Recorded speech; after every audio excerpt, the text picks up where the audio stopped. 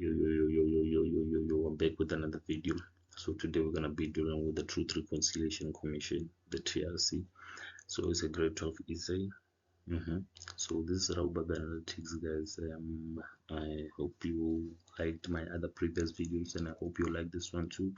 So today we're gonna be dealing with the TLC, guys. So let's get to it, and please don't forget to like, subscribe, and leave a comment of clarity, or a comment that if you need your clarity from your side, or maybe if you need us to unpack it further, so that we can help each other, so that you guys can go and write your exams properly, pass.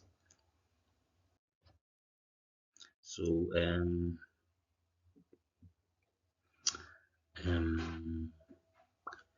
the first one, we're going to be talking about the context and the mandate. So we're going to be focusing on the origin, where it started. It was created under the Promotion of National Unity and Reconciliation Act of 1995. So the leadership, which is point number 2, they chaired by with Archbishop Desmond Tutu, and together with the other commissioner, which was Alex Borrain. And the focus was to investigate gross human rights violation, killings, torture, and abduction from 1 March 1960 to 10 May 1994. Basically meaning that they were going to focus on the killings that happened during apartheid and the tortures and the abductions from 1 March 1960 to 10 May 1994. So its main philosophy was to restorative justice, healing relationships, and uncovering truth, instead of retributive justice, the punishment of some sorts in courts, through courts rather. So I hope you guys, we understand each other. That's why where and what was happening. This is the context and the mandate, as the origin, the leadership, the focus, and the philosophy.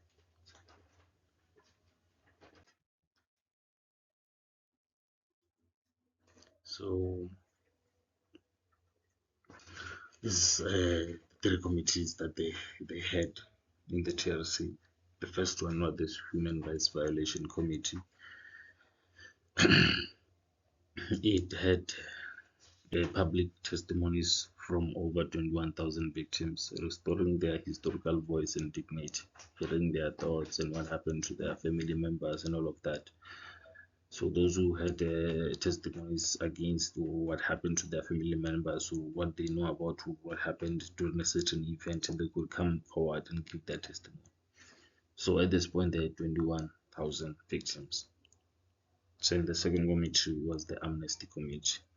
It evaluated perpetrators' applications.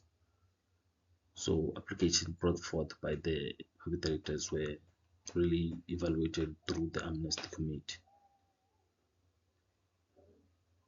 So it granted legal amnesty only if the crime met 3 conditions. First condition is full honesty, disclosure of truth. The second one is clear political motivation, not personal malice.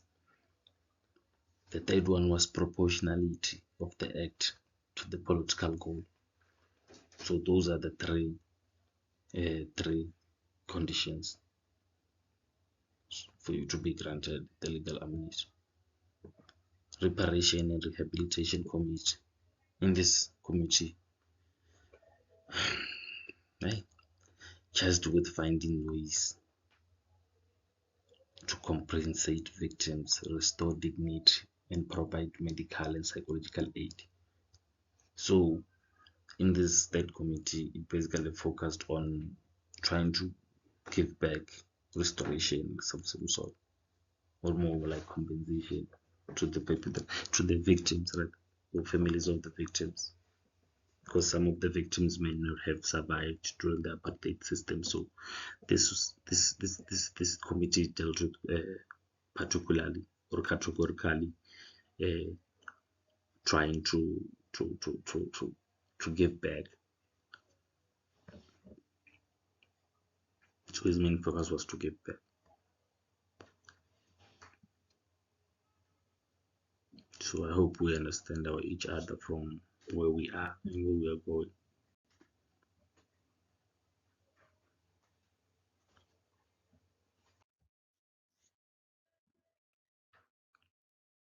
So now we're on major success of the TRC. So the TRC, covering the truth, as the first point, exposed the deep institutional horrors of the state death squads, e.g. Valkplas. Sorry, excuse my Africans. I'm not good at Africans that much, so you will have to excuse me when I mispronounce some of these words. So the second point is catharsis and healing. Publicly broadcast hearings gave victims a voice and forced the nation to confront its past. So basically meaning that the public hearings were held by people. It was televised. People saw it on TV. So people had they had a chance to see these hearings going about. So they were forced to also form part and try to see what is happening and what are the outcomes of this TRC, of this commission. So the third point is impartiality. Held both the apartheid state and the liberation movement like the ANC accountable for abuses. So both sides were held, the National Party and the ANC were both held accountable. So they were all tried, they were all trialed for them to give their testimonies, and those who had information about what happened to come and give their own intake of what happened. So impartiality was basically about that. And the other one is peaceful transition, prevented retaliatory racial bloodshed, or providing a global benchmark for post-conflict healing. So this one basically meaning that it tried to prevent the violence from proceeding or from ongoing to be ongoing. So this one was basically to stop the conflicts and bring healing to the victims or the family of the victims that appeared before the commission. So let's go to the other slide, guys.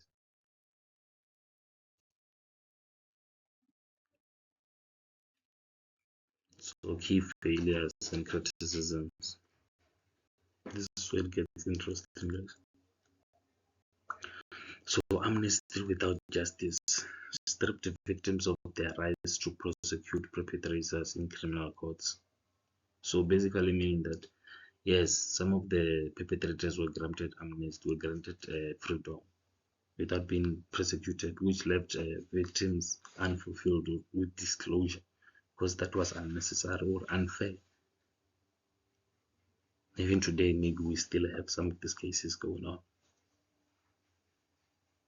So it was really problematic. So the second point, guys, because I don't want us to get out of context and end up losing what we came here for. So the other one is inadequate reparations. Remember the ones that were supposed to compensate the blacks, compensate the victims. So the government financial payouts to victims were delayed and small or incomplete. So basically, the victims never got reparations, and they never got compensated by the government because the government was slow in the processes out. After we thought we got a liberation. So number 3, guys, minus. So lack of full disclosure. Many high-profile generals, politicians, perpetrators refused to apologize and reveal where bodies were buried. So this was the other problem. Many failed to come through. If you can remember properly, the TLC it wasn't fully, it didn't end well, maybe let me put it like that, because many didn't want to come through and give their testimonies, and some didn't want to disclose some of the information even though they appeared through the commission. That was the main problem that was faced by the commission. So with that being said, let's go to the fourth to the fourth point. So the fourth point is narrow focus. They had narrow focus, blamed individual actors instead of addressing the structural socio-economic damage caused by the apartheid system laws. So he did not address anything basically. It was just pointing fingers. Hence, it was also called a witch hunt by the likes of de Klerk. When he refused to appear before the commission, called it a witch hunt. Just imagine. Yeah. But let's proceed, guys. Let's go to the other slide.